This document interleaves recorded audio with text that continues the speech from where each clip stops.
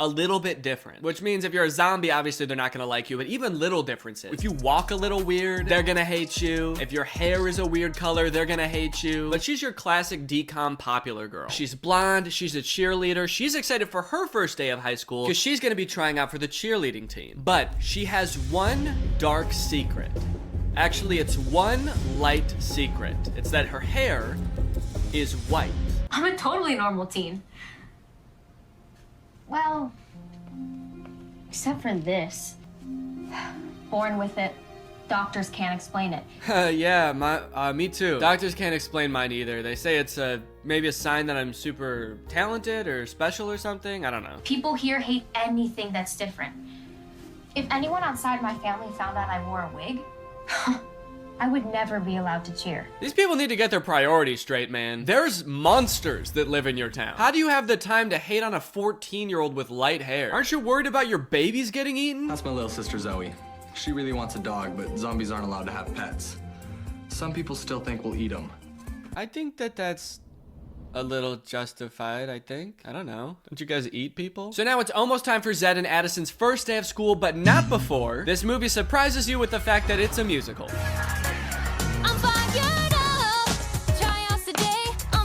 You had no fucking clue, did you? So all of the songs in this movie suck ass. They are very forgettable, not catchy at all, but we do get a decent amount of lore in this first song. For example, the zombies have their own language.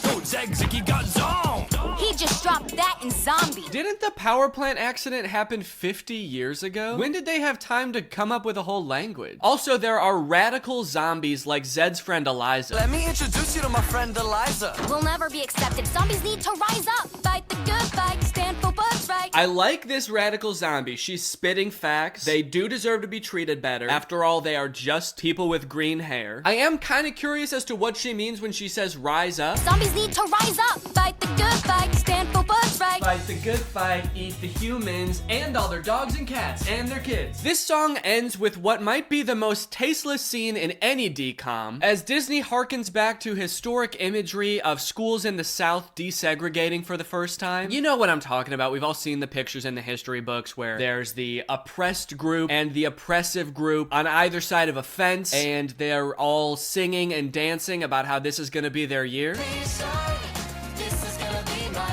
Yeah, it's a fucking crazy scene, because in case you didn't catch my sarcasm, this is not at all how desegregation went. To whitewash it like it was all just people singing and dancing with a fence in between is absolutely insane. Now, you might be thinking, gross. Valid. But you might also be thinking, hey, everyone here is dancing and smiling about how great this year is gonna be. It seems like all the humans are pretty stoked to have the zombies entering their school, right? Wrong. All the humans hate the zombies. Even the cheerleaders. They're just going to school like us. Like us? Those freaks are nothing like us. The zombies have to take classes in the basement. They're not even allowed up to the actual school. And if they somehow make it up into the halls of the school, there's a zombie alarm that goes off and everyone freaks out. So I don't even understand why this scene is in the movie where everyone is so happy. All the humans are looking across the fence with hope in their eyes. Doesn't even make sense in the context of the movie. What happened between then and now?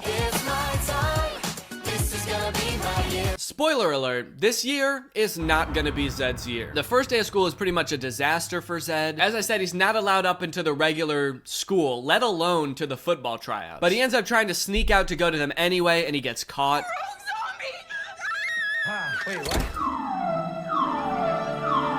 He ends up hiding in the very poorly designed zombie safe room. It's a room where you're supposed to be safe from zombies, but Zed was like, oh, zombie safe room. I'll be safe in here, hell yeah. And this is where he meets Addison for the first time. Hello?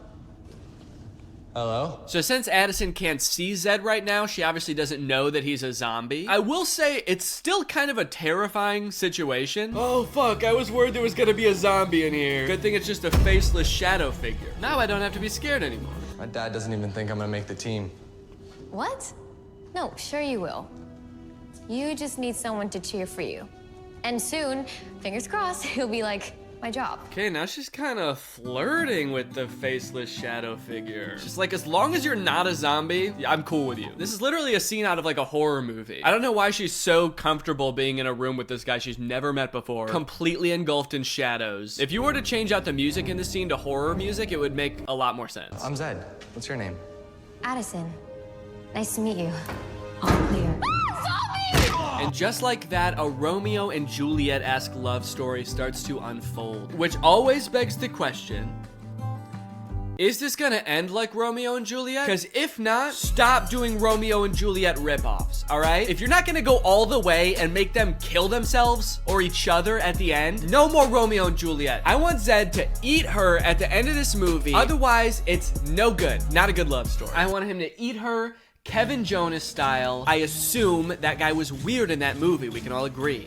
My parents have always hated zombies since one bit my grandpa's ear off. But now we'll just talk your ear off. Okay. Hold on, I get it. I know where this movie's going. They reference the fact that her grandpa was bit but not killed by a zombie. And we all know what happens when you get bit by a zombie. You turn into a zombie. But maybe the grandpa was bit so little that he just turned part zombie. And so Addison is actually a tiny percent zombie. And that's why her hair is white, and that's why doctors can't explain it, and that's why nobody can explain it, and that's also why my hair is turning white. Nothing gets by me, man. I figured out the twist of this movie before we're even freaking 10 minutes in.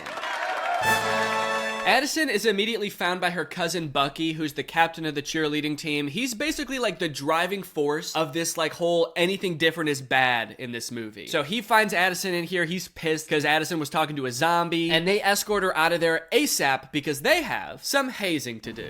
Egg that zombie house, and you're both officially one of us. What? No, we can't do that. You look lost. Are zombies always this harassed?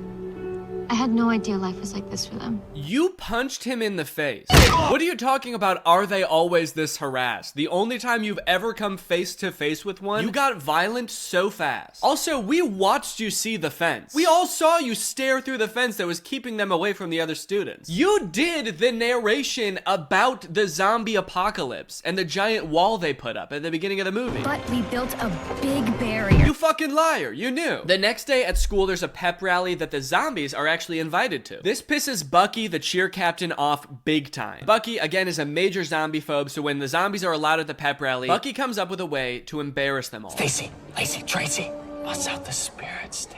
Bust out the spirit sticks? That's disgusting, dude. There's kids here. So apparently, even though the Z-Band works wonders on curbing the zombies' urge to eat human flesh, the one thing it doesn't fix is how terrified zombies are of fire. Is that really common zombie lore? I didn't know it was like a thing that all zombies in movies are scared of fire, but I guess they're really playing with that trope. That's that classic stereotype about zombies. So when the pep rally gets going, Bucky busts out the spirit sticks, which are basically just sparklers, and boy, does it scare the zombies.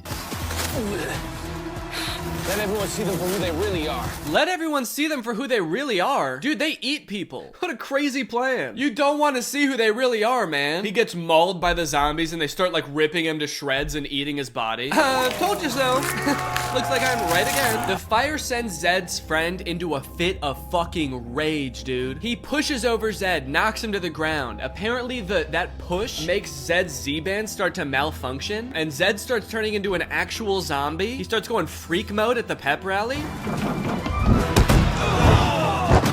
Holy shit!